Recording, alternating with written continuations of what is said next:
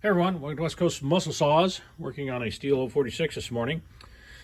Customer come in and the complaint was, wouldn't do it all the time, but every once in a while under load it would kind of get some erratic running, kind of indicating an air leak, but it would settle down when you set the saw down.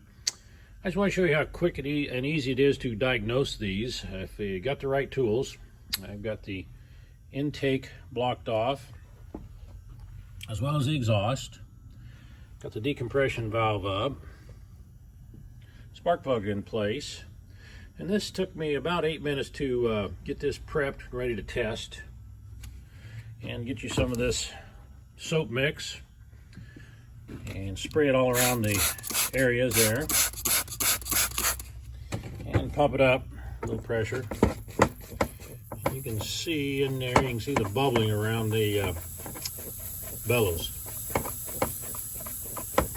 If you don't have the correct tools like a pressure vacuum gauge, you could chase this air leak for, changing seals, head gaskets, doing all kinds of different things. When, it takes you 8-10 minutes to set up, properly test it.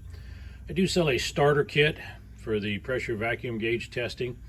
If you'd like to get your hands on one of those, you know how to get hold of the chainsaw guy.